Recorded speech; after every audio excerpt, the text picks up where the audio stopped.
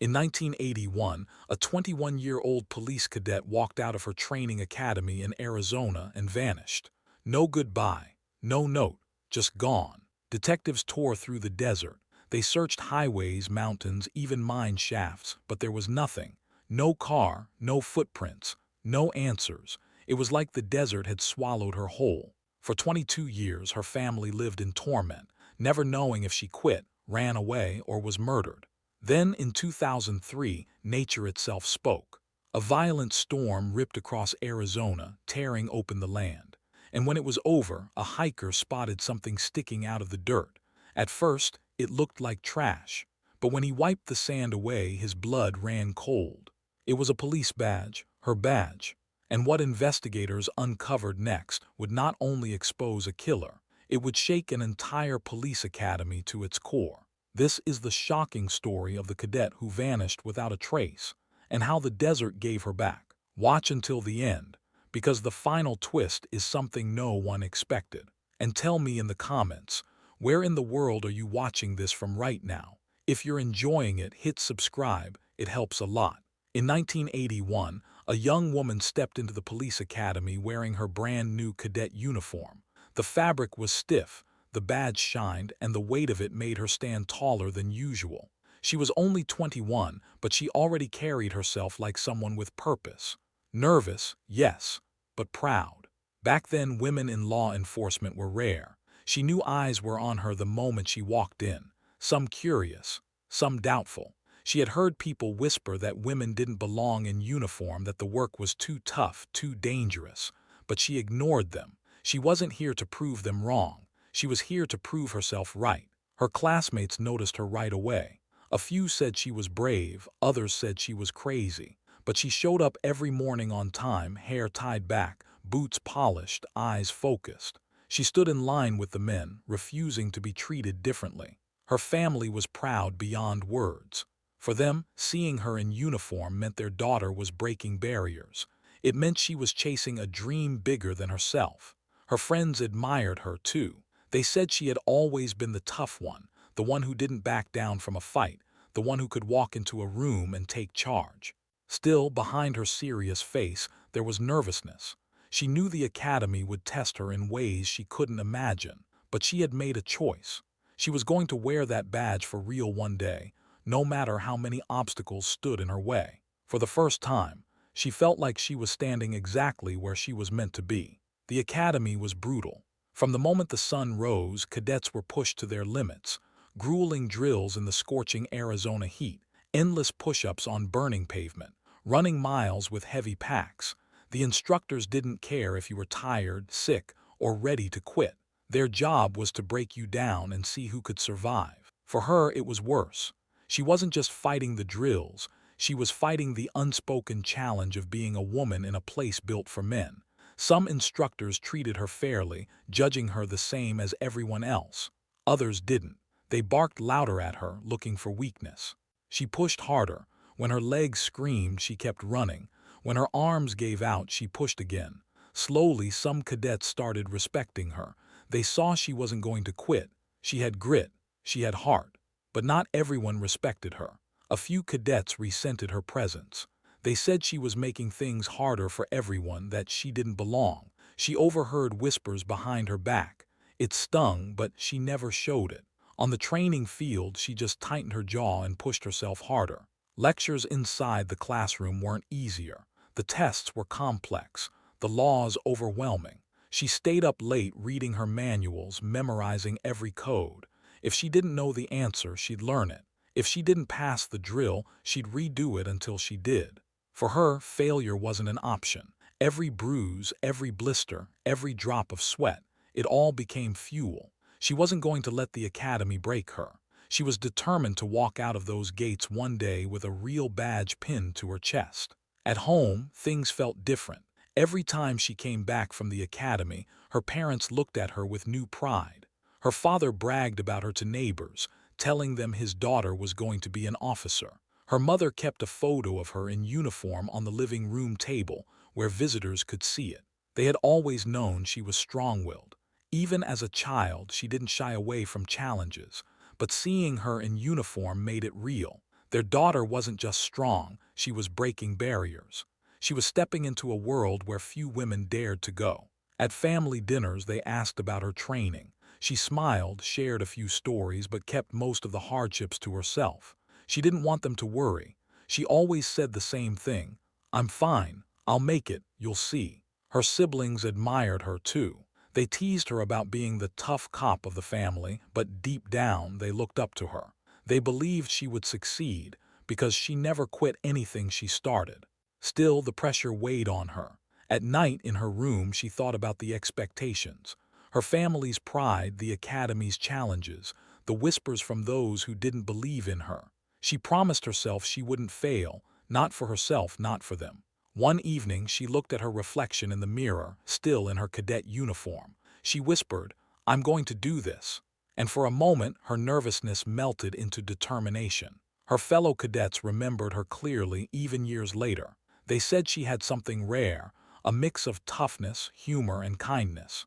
She wasn't the loudest in the room, but she didn't need to be. When she spoke, people listened. During grueling drills, when others were ready to collapse, she kept going. And when someone else struggled, she was the one who reached out a hand, helped them up, or told them, "Don't quit, you've got this." It wasn't just strength, it was leadership. She had a sharp sense of humor, too.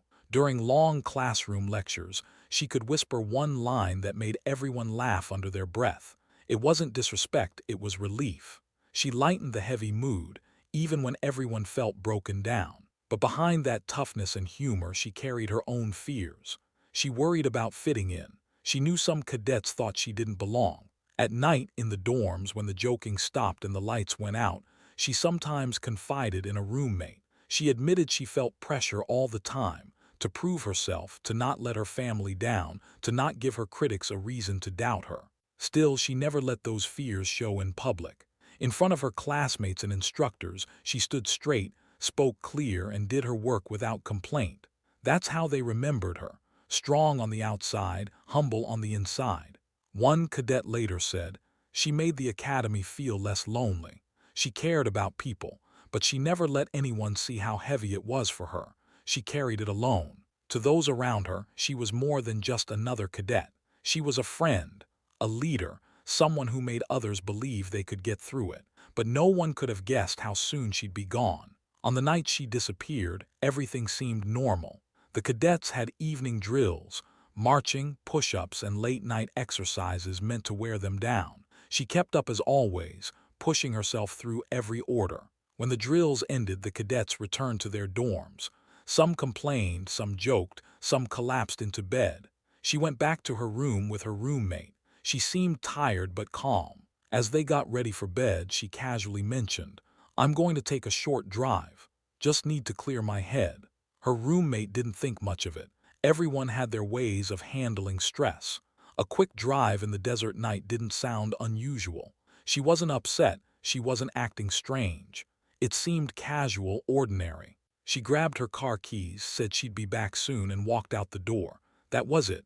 No alarm, no sign that anything was wrong. Her car headlights cut across the academy parking lot, then vanished into the desert road beyond. It was supposed to be just a short drive, but that night she never returned. By morning, her bed was still empty. The other cadets noticed right away: her blanket untouched, her uniform missing, her boots gone. She hadn't come back from her drive. At first, no one panicked. Maybe she was late, maybe she stayed out too long. But as the morning drills began and her spot in line stayed empty, whispers started. Instructors asked where she was. No one had answers. Her roommate explained she went for a short drive after lights out and never returned. That's when the worry began to spread. The academy didn't want a scandal. They told cadets it was probably stress. Maybe she left on her own. Maybe she decided the academy wasn't for her. Rumors spread quickly. Some believed she quit. Others thought she ran away. Her closest friends refused to believe it. They had seen how hard she fought to stay. Quitting didn't make sense. Walking away from her dream, it wasn't like her. But without proof, the story twisted. By the end of the day, the official line was simple: a cadet had walked away from training. No one wanted to admit the truth, that a young woman in uniform had vanished without a trace in the desert night. A day later, detectives searching the area made a chilling discovery. Her car was found on a lonely desert road, miles from the academy. The car doors were locked, the keys were missing. Inside, the seats were neat, nothing out of place. There were no signs of a struggle, no torn clothing, no blood. Detectives stepped into the dirt around the car. They expected to see footprints, tire marks, anything that could explain what happened. But the desert gave them nothing. The sand was smooth, untouched, as if it had swallowed the evidence whole. The road itself stretched endlessly in both directions, a strip of asphalt cutting through silence. No houses nearby, no lights, just desert. The car looked like it had been left there on purpose, but by who and why? The discovery only fueled the rumors back at the academy. Some cadets whispered that she staged it to disappear. Others believed someone had taken her. But the truth was simple. She was gone. The car was the last trace of her. No body, no note, just an empty vehicle on a forgotten desert road. And with that, the mystery truly began. When the cadet didn't return, the academy finally called police. Detectives treated it as an emergency. Within hours, the desert around the academy turned into a search zone. Patrol cars lined the dusty roads. Officers in uniform spread out in teams, scanning every bush, every shadow.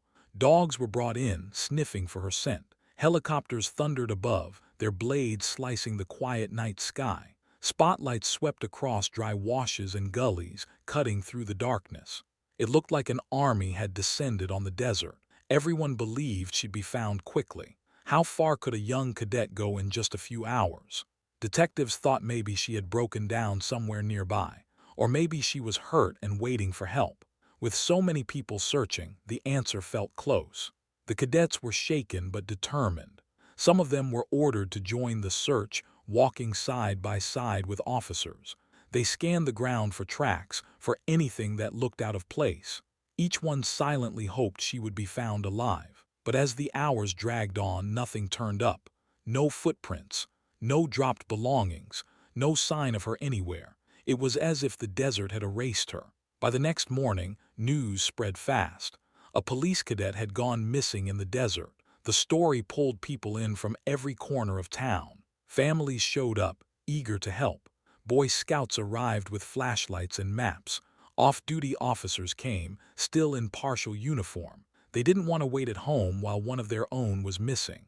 The search grew into the hundreds. Long lines of volunteers stretched across the desert floor, moving shoulder to shoulder. Every person focused on the ground in front of them, eyes scanning for anything that could be a clue: clothing, tire marks, disturbed sand. The desert heat was brutal, but no one stopped. Water stations were set up. Radios cracked with constant updates. Helicopters kept circling, their shadows sweeping over the searchers below. Hope was strong in those first days. People told each other she'd be found soon. Someone said maybe she had gotten lost and was waiting in shade for rescue. Others believed she was injured but alive. They wanted to believe. Her parents watched the growing search with tears in their eyes. Dozens of strangers were out there for their daughter. It felt like a community united. But even with all the people, all the effort, there was still nothing. Day after day, the desert stayed silent. The search lines turned up only dust, rocks, and cactus. By the end of the week, the energy began to fade. Volunteers went home. The search grew smaller, and for her parents, fear replaced hope. As days turned into weeks, whispers began. At the academy, cadets traded theories. In town, locals argued over what really happened. Some said she had simply run away. They claimed the pressure of training was too much, that she decided to leave without telling anyone. It happens, people said. Others believed she was kidnapped. The empty car in the desert looked too strange. Locked doors, no footprints. It didn't fit a runaway story. Then came another rumor, one that spread fast. The desert was full of old mine shafts, most unmarked and dangerous. People said maybe she wandered into one at night, fell inside, and no one would ever find her. The idea terrified her classmates. Detectives chased every theory. They checked known shafts. They questioned locals who lived near the desert roads. They looked into drivers who had been spotted that night. Nothing connected. Her family hated the rumors. They said she would never run away, never quit on her dream. To them, something terrible had happened. Someone had taken her. But without proof, the rumors grew stronger. The case was already slipping away, swallowed by doubt and desert silence. The Arizona desert was not kind to searchers. By the second week, the sun beat down with crushing heat. Officers in heavy uniforms stumbled, their faces red and dry. Volunteers carried jugs of water, but they emptied fast. Helicopter crews reported heat waves rising off the sand, distorting the ground below. Spotters struggled to see anything through the haze.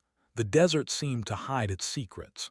Some searchers collapsed from exhaustion. Medics had to be called in.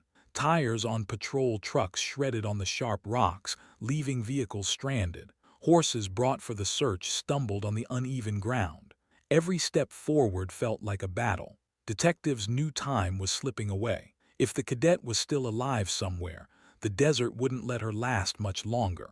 Even a trained officer would struggle to survive without water or shelter. Search teams pushed through washes, ravines, and canyons, hopping to catch any sign, footprints, clothing, bones.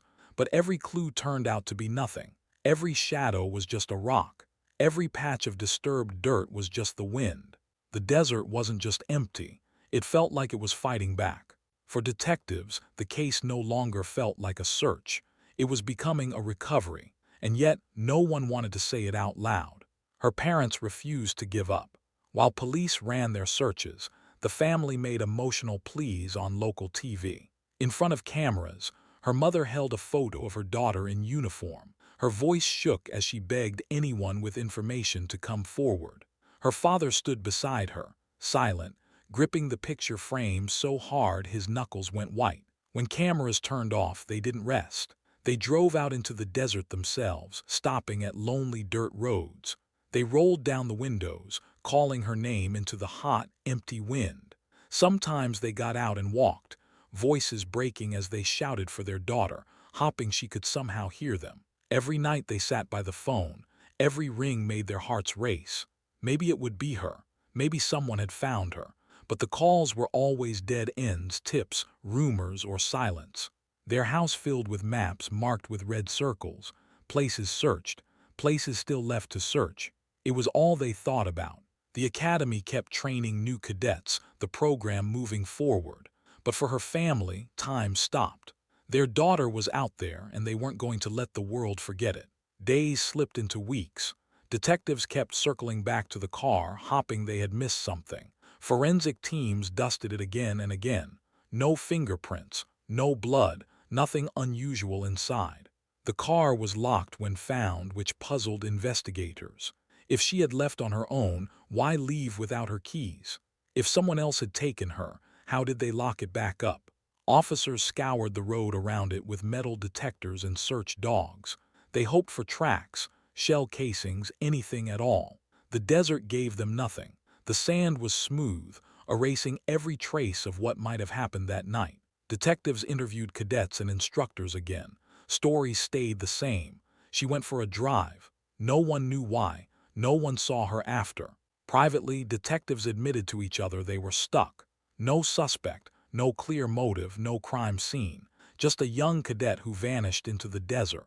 But publicly they kept up hope. Press conferences promised new leads and new angles. The truth was harsher, there were none. By late summer, the search was over. Helicopters were grounded, their fuel no longer wasted circling the same stretches of desert. Volunteers returned to their normal lives. The long lines of neighbors combing the sand were gone. Water stations were packed up. Radios went quiet. The desert was silent again.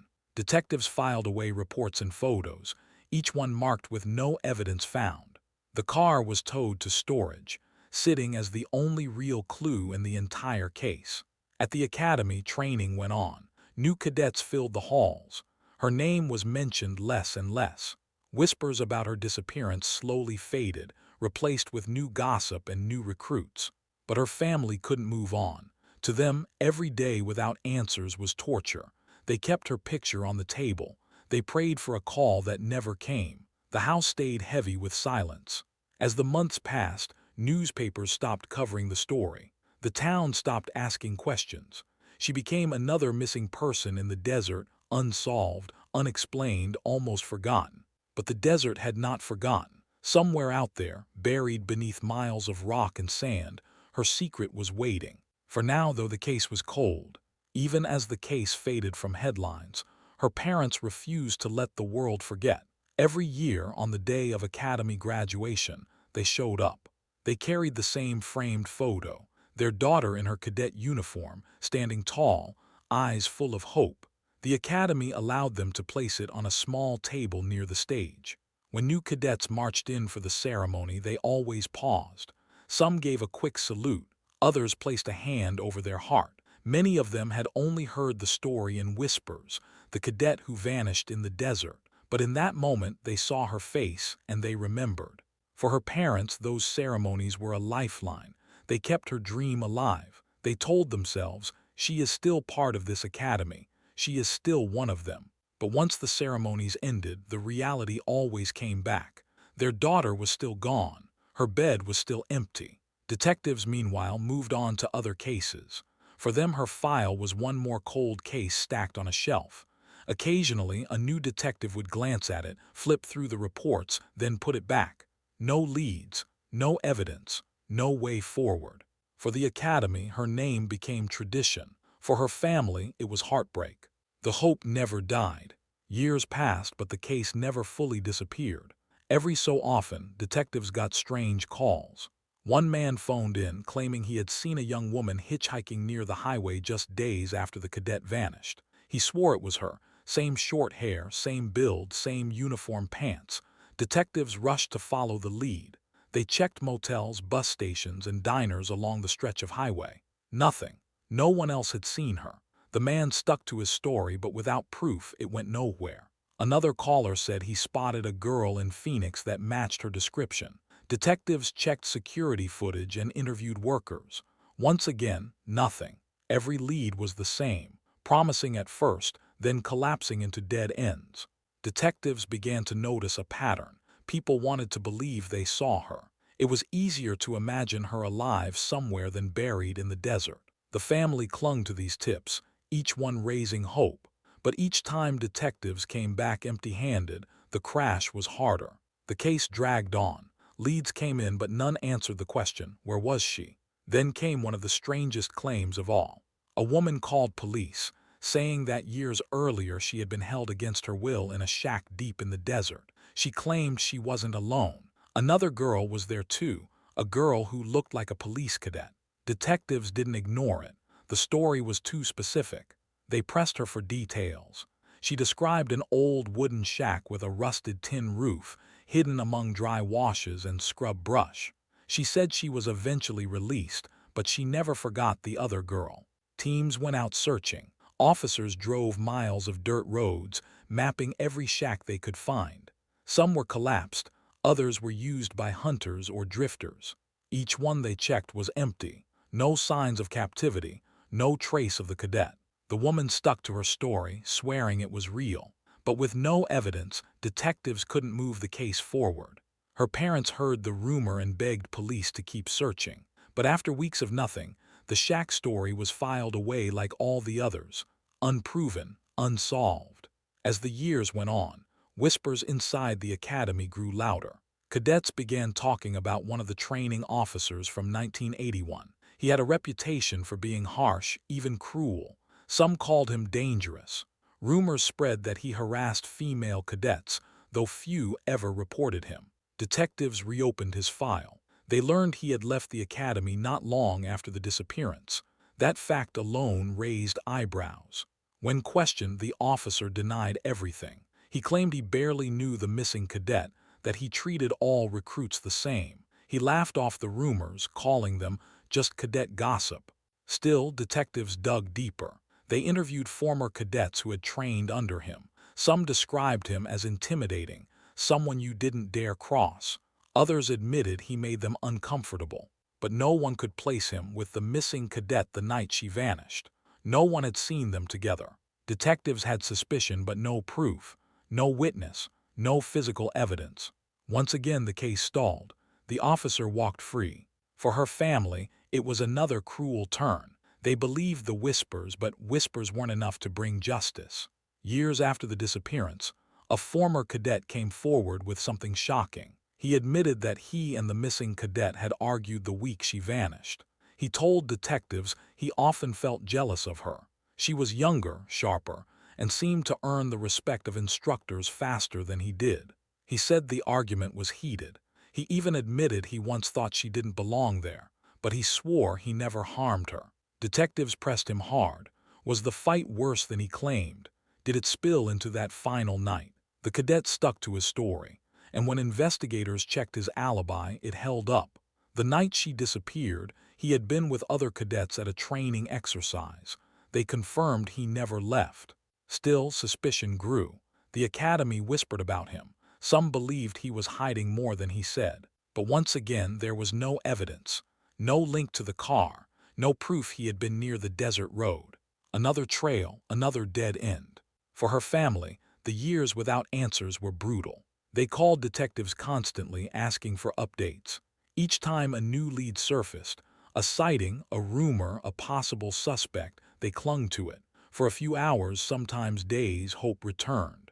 But every time, detectives came back with the same result: nothing. Each crash of disappointment left the family weaker. Her mother's face grew lined. Her father's shoulders slumped. They looked older, defeated by time and by the endless waiting. Neighbors remembered how the family used to host barbecues and laugh late into the night. Those days were gone. Now, their house felt quiet, heavy with grief. On holidays, the family set a plate for her at the table. At church, they asked for prayers. At home, they stared at her photo, whispering, "One day." But detectives had nothing more to give. The case that once consumed Arizona law enforcement was slipping into legend. For the family, though, the pain never ended. As the years dragged on, the lack of answers fueled wild theories. In town, people whispered that maybe a stalker had been following her. Some claimed she mentioned feeling watched before she disappeared. No one could prove it, but the rumor spread quickly. Others pointed to the growing cartel presence in Arizona in the early '80s.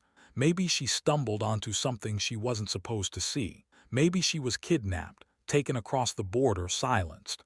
The idea terrified people, but again, there was no evidence. And then came the darkest theory of all, that the academy itself was hiding something. Some locals believed she had been attacked by someone inside, and the school covered it up to protect its reputation. Detectives denied it. The academy denied it. But whispers don't die easily. Each theory twisted the story further, making it harder to see the truth. Detectives tried to stay focused, but even they admitted privately that nothing made sense. Her parents hated the rumors. Every time someone suggested their daughter had run away or that the academy buried the truth, it felt like another wound. But they couldn't stop the talk. The missing cadet was no longer just a mystery. She was becoming a legend. By the late '80s and into the '90s, the story of the missing cadet had taken on a life of its own. At the academy, new recruits were told about her during training. The instructors would point to her photo on the wall and say, "This is why you watch each other's backs." Cadets whispered their own versions of the story. Some believed she had been murdered by a jealous classmate. Others thought she had been buried alive in the desert. A few swore they saw her ghost during night drills, standing at the edge of the training field, watching in silence. In law enforcement circles, her case became a cautionary tale. Detectives used it as an example of how quickly someone can vanish without a trace. For her family, though, the legend was no comfort. While others told ghost stories, they were still waiting for real answers. Their daughter wasn't a mystery to them, she was a person. But to everyone else, she was becoming folklore. A name whispered in academy halls, a story told around campfires in the desert, and the truth, whatever it was, remained buried. It was the summer of 2003, more than 20 years since the cadet vanished. Arizona was slammed by one of the worst monsoon storms in years. Black clouds rolled in fast. Lightning cracked across the sky, lighting up the desert in flashes. The rain came down hard, sheets of water pounding the ground. Dry washes that had been silent for decades turned into raging rivers. Flash floods tore across the desert floor, carving deep channels through sand and rock. Small bridges collapsed. Roads disappeared under rushing water. The storm raged for hours. Power lines snapped. Whole neighborhoods lost electricity. People stayed inside, waiting for it to end. Out in the open desert, the land itself was changing. Gullies were ripped open. Hillsides collapsed. For miles, the storm was reshaping the ground. By the time the clouds broke and the sun returned, the desert looked scarred. What had once been buried deep was no longer hidden. No one knew it yet, but the storm had uncovered something that had been lost for 22 years. Something that would finally bring answers. When the storm passed, the desert was almost unrecognizable. Huge chunks of land had been washed away. Trails that hikers knew well were gone, covered in mud and debris. Sandbanks built up over decades were broken apart. The air smelled of wet earth and dust. The sun blazed down again, drying the ground quickly, but the scars of the storm were clear. In some places, the floods had carved gullies 10 feet deep. Old tree roots hung exposed. Pieces of metal and scraps of wood lay scattered where the water had tossed them. Locals drove out to see the damage. They shook their heads at the broken fences, the ruined roads. For most, it was just another storm. Arizona had seen many like it before, but this one had done more than damage. It had ripped into ground that had hidden a secret for over 2 decades. That secret was now just beneath the surface, waiting for someone to find it. A few days later, after the storm, a local hiker set out to explore. He had walked the same desert trails for years, but now they looked completely different. Curious, he wandered into one of the newly carved gullies. The dirt walls were fresh, soft, and jagged. Piles of rock and sand lay at the bottom. As he climbed carefully, something caught his eye. A small object sticking out of the dirt, glinting faintly in the sunlight. At first he thought it was trash. Maybe a piece of tin or an old can. He bent down, brushed away the dirt, and picked it up. It wasn't trash. It was metal, flat, round, and heavy, and it had numbers stamped on it. The hiker froze. He realized he was holding a police cadet badge. The same kind of badge issued at the academy. And the number on it. It matched the number of the young cadet who had vanished back in 1981. He dropped it stunned, then picked it back up shaking. After 22 years of silence, the desert had just spoken. The hiker crouched low in the gully, brushing away more of the sand. His fingers scraped against the metal, and soon the full shape appeared. It was round, slightly bent, and covered in rust, but the markings were still there. Across the front were the words, "Police Cadet." He froze. His mind jumped back instantly. Everyone in town knew the story of the cadet who had vanished in 1981. He turned the badge over. The number etched on it was still visible, and it wasn't just any number, it was hers. For a long moment he just stared, the desert silent around him. After 2 decades, this badge had been buried deep beneath sand and rock, and now, by pure chance, the storm had uncovered it. His heart pounded. He realized what he was holding wasn't just a piece of metal, it was a piece of evidence. The first real evidence in 22 years. He dropped the badge into his pocket and scrambled out of the gully. When he reached the road, he called the sheriff's office. Minutes later, a deputy was on the way. The mystery was about to reopen. Within hours, detectives arrived at the gully. The area was taped off, deputies posted on the edges. Word spread fast, something had been found. Forensic teams moved in carefully. They set up white tents over the gully, blocking the burning sun. Cameras clicked as evidence markers were placed in the dirt. The badge was logged, photographed, and bagged. Detectives stared at the number on it, reading it again and again. There was no doubt it matched the missing cadet. Reporters tried to push past the tape, but detectives said nothing. To the public, it was just a possible lead. But behind the tape, investigators knew this was more. This was the first real break since 1981. Detectives fanned out, combing the gully. Some climbed the dirt walls, searching for more metal or scraps. Others sifted through the sand, bagging tiny pieces of cloth. The site that had been quiet for 2 decades was now alive with voices, footsteps, and flashing cameras. For the first time in years, detectives felt like the desert might finally give back its secret. The gully was quiet now, except for the scrape of shovels and the low hum of radios. Forensic teams knelt shoulder to shoulder, carefully peeling back layers of wet sand. Every movement was slow. Brushes swept across dirt. Small tools chipped away at hardened clumps. Hours slipped by. At first there was nothing but more sand and broken rocks. Then one investigator stopped. In the dirt lay something pale. He brushed it gently. A fragment of bone appeared. The team froze. Radios clicked. Detectives leaned closer. Within minutes, more fragments surfaced. Another piece of bone. Then another. Scraps of faded fabric clung to the dirt around them. It looked like what had once been a uniform. Nearby, a single worn shoe appeared, cracked and fragile. Forensic techs slid it into a bag with steady hands. Everyone at the site felt the weight of the moment. For 22 years, the cadet had been nothing but a name, a photo, a rumor. Now, the desert was finally speaking. The air grew heavy with silence. No one cracked jokes. No one moved too fast. This wasn't just evidence anymore. This was her. By evening, the team had cleared enough sand to see a shape forming. Slowly, a full outline began to take shape in the dirt. It was a human skeleton.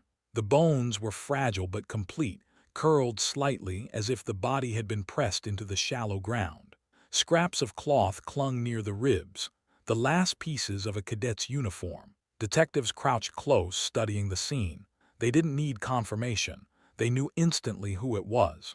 After 2 decades of false leads and rumors, the desert had given her back. Some officers stepped back, shaking their heads. Others stood frozen, staring down in silence. For her family, this moment meant the end of endless waiting. For detectives, it meant answers could finally come. But it also raised the biggest question yet. How had she ended up here? Was this an accident? Did someone dump her? Was she lured here and killed? The evidence was buried with her bones. And now, it was finally ready to be uncovered. The mystery was no longer about where she was. It was about what had really happened. The gully became a full-scale crime scene. Bright lights lit up the dirt walls as forensic teams moved in. Specialists wore gloves and masks, crouching low as they worked. Every bone, every scrap of cloth was handled with care. They brushed, lifted, and placed each piece into labeled bags. Nothing could be missed. A photographer snapped pictures from every angle. The flashes cut through the night. Detectives stood back, watching silently. They had waited decades for this, but now that the moment was here, the weight of it hit hard. The outline of the skeleton was carefully measured. Markers were placed around it. A specialist called out details in a steady voice. Fragment of fabric, shoe fragment, rib bone. Everything was logged. The deeper they worked, the more it became clear. This wasn't just a person who had wandered off and collapsed. The way the body was buried told a different story. The bones weren't scattered by animals. They weren't washed far away by storms. She had been deliberately placed here. This was no accident. This was no lost cadet. The site was a grave, and whoever put her here had tried to make sure she stayed hidden forever. As teams expanded their search, they started finding small but chilling clues. Just beside the skeleton, buried in hardened dirt, lay scraps of blue-gray fabric. The color matched what cadets wore in 1981. The cloth was torn and frayed, but recognizable. Next, they uncovered a single shoe. Old, cracked, barely holding together, but clearly part of a uniform. Detectives recognized the style instantly. It was the kind cadets had worn during training. Then came the most disturbing find. Rusted handcuffs, half buried near the bones. The metal was corroded, eaten away by time, but still intact. The placement didn't feel random. The cuffs were right next to where her wrists had been. Detectives exchanged grim looks. This wasn't a cadet who simply collapsed in the desert. This looked staged. Someone had cuffed her, stripped her of control, and left her buried. It was the first real sign of foul play. The evidence was starting to paint a terrifying picture. Whoever had done this hadn't just wanted her gone. They had wanted her erased, hidden, forgotten. But after 22 years, the desert had refused to keep the secret. When the bones were examined in detail, the truth became undeniable. The skull showed fractures, clean breaks that didn't match natural decay.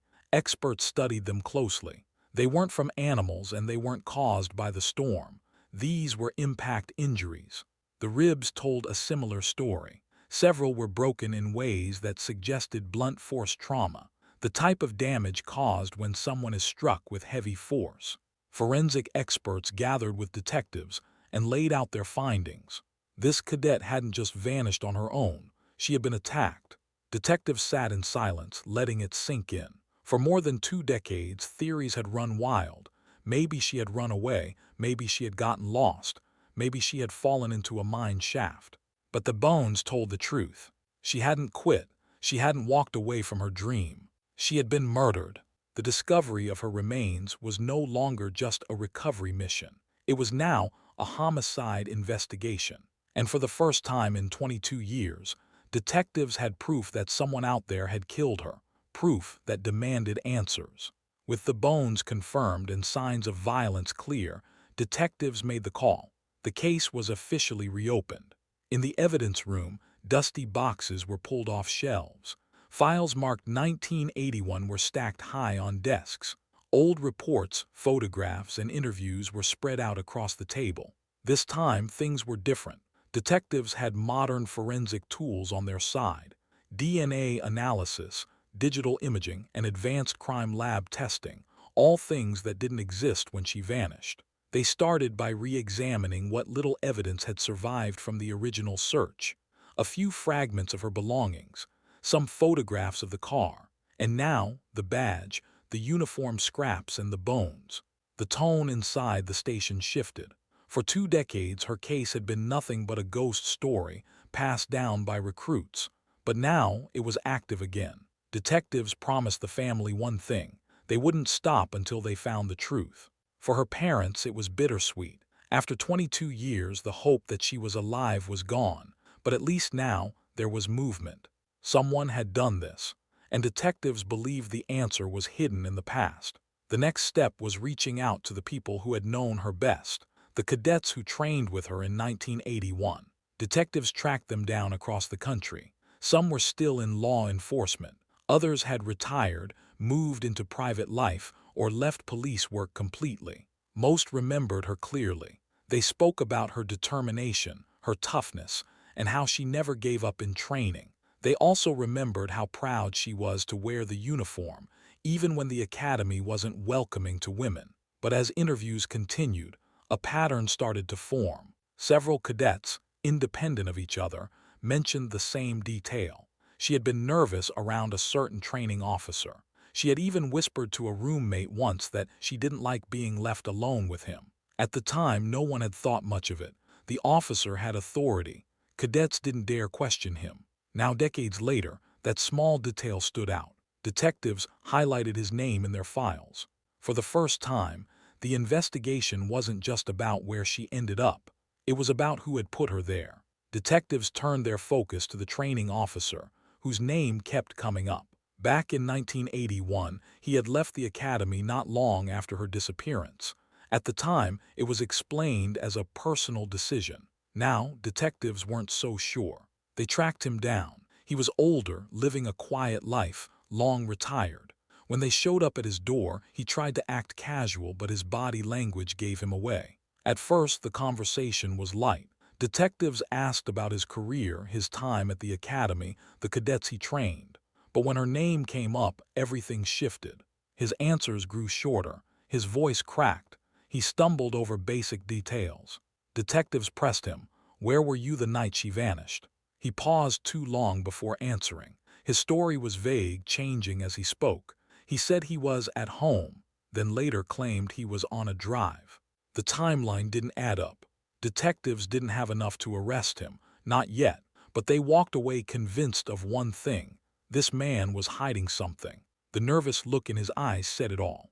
Back at the station, detectives spread old reports across the table. They compared the officer's new statements with the witness interviews from 1981. The differences jumped out immediately.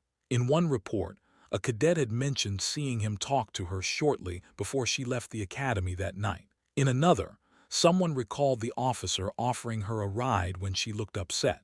But in his interview now, the officer claimed he hadn't spoken to her at all that evening. The contradictions stacked up. His story didn't match the paper trail.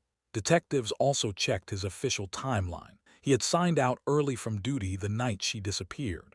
The time matched almost exactly with when she told her roommate she was going for a drive. Piece by piece, the picture came together.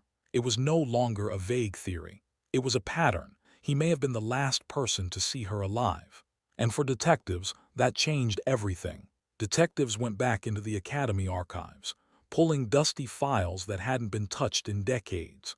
Buried inside, they found something shocking. Several female cadets in 1981 had filed complaints against the same training officer. They said he had made inappropriate comments. He had followed them after drills. Some even said he tried to corner them when no one was around. But back then, those complaints were brushed aside. The academy called it misunderstandings. The officers in charge said the cadets were probably too sensitive. Nothing was done. Now, with her case open again, those old reports looked very different. Detectives read page after page. One complaint even mentioned her directly. She had told a classmate that the officer gave her a bad feeling and that she didn't like being alone around him. The officers back then never followed up. No one believed the young women. But in 2003, detectives believed every word. The pattern was clear. This man had a history of targeting cadets, and the woman who vanished had seen it too. For detectives, it was no longer just rumor. It was motive. The deeper detectives dug, the more connections they uncovered. One small note in the original case file stood out. A witness had seen the officer talking to her on the night she vanished. At the time, no one thought it mattered. The witness said the officer had offered her a ride. In 1981, that seemed normal. A senior officer helping a young cadet. But now, decades later, detectives saw it differently. Why would he offer her a ride if she had her own car? Why would she accept, or at least hesitate? Detectives began to piece the timeline together. She left her dorm saying she was going for a short drive. Around that same time, he was off duty and unaccounted for. The ride offer no longer looked harmless. It looked like the missing link. Detectives believed he used his authority, his position, and her trust to lure her in. And from that moment, she was never seen alive again. Detectives began tracking down former cadets from the 1981 class. Most were older now, living scattered across the country. One by one, they answered calls and agreed to meet. At first, many were quiet. The academy had drilled into them the idea of loyalty and silence. But as detectives pressed, the stories started to spill out. Several cadets admitted they had always suspected the training officer. They remembered his strange behavior, how he lingered too long, how he seemed to single out the women. Some recalled whispered warnings passed around late at night. Don't be alone with him. Don't accept rides. Stay in groups. But in 1981, speaking up carried risks. Cadets feared being punished or kicked out for questioning authority, so they kept their suspicions to themselves. Now, decades later, with families of their own and nothing to lose, they finally told detectives the truth. They all pointed to the same man, the same officer who had left the academy suddenly after her disappearance. For detectives, the pattern was becoming undeniable. This wasn't just rumor anymore. It was testimony, finally freed from silence. The final step came from science. Forensic teams had carefully preserved scraps of her torn cadet uniform. Most of it was too damaged by time and weather, but a few fibers, sealed and stored, still carried secrets.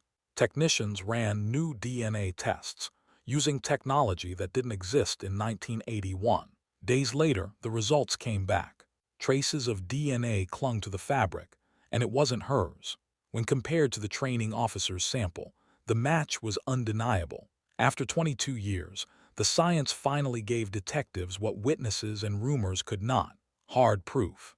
The evidence said he had been in direct contact with her uniform the night she vanished. Combined with the ride offer, the harassment complaints, and the cadets' warnings, the case was complete. Detectives now had the link they had been chasing for over 2 decades. She hadn't run away. She hadn't disappeared by accident. She had been taken and killed by someone she trusted. And now, with DNA on their side, detectives were ready to confront him. Detectives sat down with every piece of evidence they had. Step by step, they tried to rebuild the final hours of her life. She had left the academy that night, telling her roommate she was going for a short drive. That detail had always seemed small, but now it was key. Records showed the training officer was on duty nearby. Multiple cadets recalled seeing him offer her a ride before. At the time, no one thought much of it, but now, with the DNA match, everything pointed back to him. Detectives pictured it clearly. She left in her car, but somewhere along the way he intercepted her. Maybe he flagged her down. Maybe he convinced her to ride with him, promising advice or support. She trusted him, he was an authority figure, so she got in his car. From there, the trail led into the desert. The handcuffs found near her body, the uniform scraps, the blunt force trauma on her bones. The story was finally making sense. She didn't vanish by choice. She didn't run away. She was driven into the desert by someone she trusted, then silenced forever. With the case rebuilt, detectives turned their attention to the man at the center of it all. He was older now, living quietly. On the surface, he looked harmless, frail, gray-haired, far removed from his days at the academy. But detectives knew better. They arranged an interview. Cameras rolled. Files and photos sat on the table. At first, the officer was calm. He insisted he had nothing to do with her disappearance. He said he barely remembered that night. But as detectives laid out the evidence, one piece after another, his tone changed. They showed him the badge number, the handcuffs, the fragments of uniform. Then they showed him the DNA report. For the first time, his face shifted. He leaned back, crossed his arms, and grew defensive. "This is all lies," he snapped. "Bad science, you're twisting things." But the detectives pressed harder. They told him cadets had broken their silence. They told him they had rebuilt her final night. The officer shook his head, repeating the same denial. "I didn't do it." But the evidence on the table told a very different story. Detectives finally put the pieces together in one chilling picture. That night, after convincing her to ride with him, he drove her deep into the desert, away from the academy, away from help. At some point, she realized something was wrong. The handcuffs found near her body suggested he restrained her. Forensic experts confirmed she fought back. But the fractures on her skull and ribs told the rest of the story. He struck her, ending her life. Once she was dead, he faced a choice. He couldn't take her back. He couldn't leave her car sitting in the open. So he staged it. He left her vehicle on that lonely road, locked up, keys gone, as if she had simply vanished into thin air. Then he dragged her body to a gully. He dug a shallow grave, barely deep enough to cover her with sand and rock. He thought the desert would keep his secret. For years it did.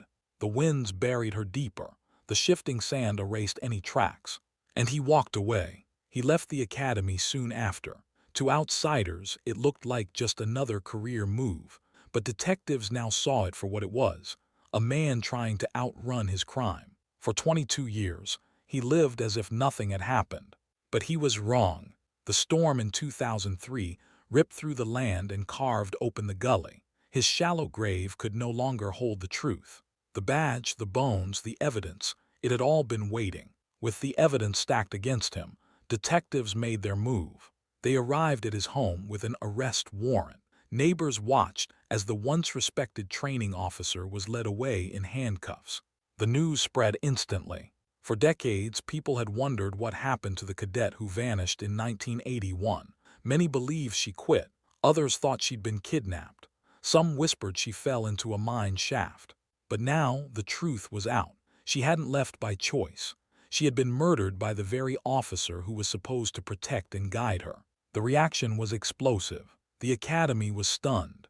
Cadets who once looked up to him were horrified. Retired officers who had defended him felt betrayed. Her family, after decades of grief and searching, finally had an answer. But with the answer came fresh pain. The man who stole their daughter's life had walked free for over 20 years, living a normal life, while they were left in agony. The arrest made headlines across Arizona. News anchors called it one of the state's most shocking cold case breaks. The respected officer was no longer seen as a leader. He was now branded a murderer. Detectives knew this would be one of the hardest conversations of their careers. They drove to the small home where her parents still lived. the same house where her photo hung on the wall, the same place they had waited for a phone call that never came. Her parents were older now, their hair gray, their movements slower, but in their eyes the hope never fully died. When detectives sat down, the father leaned forward. He had been waiting decades for an answer. The mother clutched a folded newspaper clipping, the article from 1981 announcing her disappearance. The lead detective spoke carefully. He explained how a storm had uncovered her badge in the desert, how forensic teams uncovered bones, scraps of her uniform, and evidence of violence. Her mother's eyes filled instantly with tears. Her father gripped the table, bracing himself. Then came the hardest part. Detectives told them about the training officer, how old complaints of harassment had been ignored, how he offered her a ride the night she disappeared, how the DNA proved she had been with him. The mother shook her head slowly. Someone she trusted, she whispered. Her father closed his eyes. For decades they had carried the thought, maybe she had left by choice. Maybe the pressure was too much. They had wondered if they failed her somehow. Now the truth shattered that guilt. She had never abandoned her dream. She had been silenced. The mother broke down, sobbing into her hands. The father asked only one question: will there be justice? Detectives promised there would. With the arrest made, the case shifted to the courtroom. Prosecutors knew this trial would be different. It wasn't just about evidence. It was about proving the truth after more than 2 decades of silence. In a secure office, files were stacked high. DNA reports, witness statements, and photographs of the recovered badge and bones. Every scrap of evidence was laid out like puzzle pieces. Prosecutors focused on 3 anchors. First, the DNA. The torn cadet uniform still carried traces that matched the former training officer. Even after all those years, science had kept the truth alive. Second, testimony. Several retired cadets stepped forward, their voices finally free. They described whispered warnings about the officer, the way female cadets avoided him, and how he offered her a ride the night she vanished. Their words painted a clear picture. This was not a random disappearance. Third, the grave. Forensic experts would testify about the shallow burial, the broken bones, and the signs of blunt force trauma. It showed intent. It showed violence. But the defense had a strategy too. They argued the case was too old. Memories fade, they said. Witnesses can't be trusted after 22 years. Evidence, they claimed, could have been contaminated. In pre-trial hearings, they painted the accused as a man unfairly targeted because of rumors. They insisted there was no direct proof he had killed her. Prosecutors pushed back hard. They reminded the court, DNA does not lie. Uniform scraps buried with her could not have been planted. The badge pulled from the dirt was real. Behind the scenes, her family sat with prosecutors often. Her parents listened quietly, clutching each other's hands. For them, this wasn't about legal arguments. It was about showing the world their daughter's name should be cleared. She had not abandoned her dream. She had been murdered. As the trial date approached, tension grew. News outlets began covering the case again. Headlines spoke of the cadet mystery solved.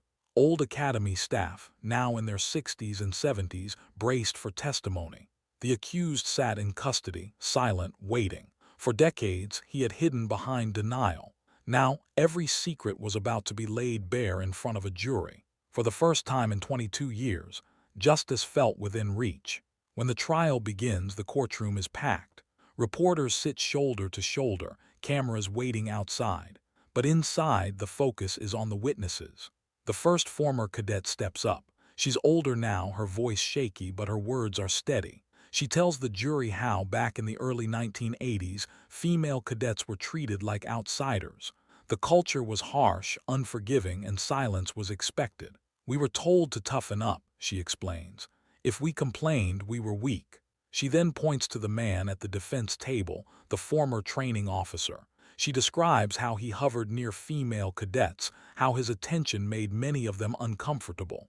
We were scared, she admits, but no one felt safe speaking up. One by one, other cadets follow. Some describe how the officer targeted her in particular. She stood out, smart, hardworking, determined. He didn't like that. He belittled her in front of others. He pushed her harder during drills. and on the night she disappeared, more than one cadet recalls hearing him offer her a ride. The courtroom is silent as each memory builds a pattern. The jurors take notes. They watch closely. The weight of the testimony is clear. Another former cadet speaks bluntly. "We all knew something was wrong with him, but in those days you kept your mouth shut. If you spoke up, you risked your career." The defense tries to shake the witnesses. They question their memories, ask if they could be confusing events after so many years. But the cadets don't waver. Their answers stay the same. By the end of the day, the jury has heard enough to see the culture of fear that once ruled the academy. This wasn't just a mystery. It was a system that allowed a predator to hide in plain sight. The cadets step down, finally free of the silence they carried for decades. The jury files back into the courtroom. Everyone stands. The judge asks if they've reached a verdict. The foreman nods. A folded slip of paper is handed over. The judge reads aloud, "Guilty." The word hangs in the air for a moment. Then it hits. Her parents cry out, holding each other as tears stream down their faces. For over 20 years they waited for this moment, wondering, praying, and suffering in silence. Now, at last, the truth is spoken out loud. Former cadets in the audience hug each other tightly. Many of them had carried guilt, wondering if they should have spoken up sooner. Now they feel some release. They were heard. Their silence had ended injustice. The defendant sits frozen at the table. Once he was a respected officer, a man in authority. Now he's just a criminal facing a life behind bars. His denial meant nothing against the evidence, the DNA, and the voices of those who finally spoke. Reporters rush out of the courtroom, eager to break the headline. Outside, cameras flash as the news spreads. The missing cadet's case is solved. Inside, the judge thanks the jury for their service. Her parents are too overwhelmed to speak. They simply hold each other, sobbing quietly, finally able to breathe. Justice has taken decades, but on this day, the system finally delivered. Months later, the academy holds a solemn ceremony. The auditorium is filled with cadets, instructors, and officers who once trained there. At the front stands a glass case in the honor hall, waiting for one final item. Her parents walk slowly to the stage. In their hands is the badge that was found in the desert, the badge she never got to wear proudly as an officer. The crowd is silent as they place it gently inside the case. An announcer speaks. "She was one of us. She trained here. She dreamed of serving. Her life was stolen, but her honor remains." The new cadets rise to their feet. In unison, they raise their hands and salute. For them, it's not just a tradition, it's a promise. A reminder that she didn't abandon her dream. Her dream was taken by someone who betrayed her. Her family stands together, tears in their eyes, as her name is etched into the Academy's memorial wall. The silence of the room is powerful. When the ceremony ends, the cadets file past the case one by one, saluting as they go. Her badge shines behind the glass, no longer buried in the dirt, but honored forever. The memorial service is held in the Academy courtyard. The sun is low, casting long shadows across the rows of uniformed cadets. A framed photo of her in her Academy uniform rests beside the podium, her smile frozen in time. Her parents walk slowly to the front. The crowd falls silent. Her mother grips the podium, her voice trembling. She speaks of her daughter's courage, of how she faced challenges in a world that wasn't ready for her strength. She recalls her laughter at family dinners, her determination to succeed, and the promises she made to serve with honor. Her father follows, his hands shaking as he holds a folded paper. He talks about the years of waiting, the endless nights of wondering where she was. He admits the guilt they carried, fearing she had left them or abandoned her dream. But now they know the truth. She never walked away, her life was taken from her. Through tears, they thank the detectives, the cadets who testified, and the community that never let her name fade. Finally, her mother says softly, "The desert kept her for 22 years, but it gave her back. And now we can finally say goodbye." The courtyard is silent, except for the sound of cadets saluting as one. In the months after the trial, detectives reflect on how it all came together. For 2 decades, the case sat cold. Files gathered dust, evidence felt thin, and whispers never became proof. But then came the storm, the violent monsoon that ripped open the desert floor. Without it, the badge would have stayed hidden. The bones would still be buried. The truth would remain locked beneath layers of sand. One detective says, "It was like the desert itself decided it was time." The storm didn't just change the land. It changed the case, the family, and the academy itself. For cadets, her story became more than a rumor. It became a warning, a lesson in courage, and a reminder of what silence can cost. Her badge now rests in the honor hall, polished and protected, no longer lost in the dirt. Each year, new cadets walk past it, saluting, remembering the woman whose dream was stolen. The desert had kept its secret for 22 years, but in the end, it gave her back, and with her, the truth. For her family, the pain never truly leaves. They still wake up some mornings expecting to hear her voice. They still sit an empty chair at the table during holidays, unable to let go of the space she once filled. But now, for the first time in decades, they have answers. For years, they lived with questions that tore them apart. Did she run away? Did she give up on her dream? Was she out there somewhere, alive but unwilling to come home? Each rumor stabbed at them, keeping their grief fresh. But now they know the truth. She never abandoned her dream. She was betrayed. She was silenced. The storm uncovered more than a badge. It uncovered lies that had lasted for decades. It forced the academy to face its failures. It forced a community to admit it ignored warning signs.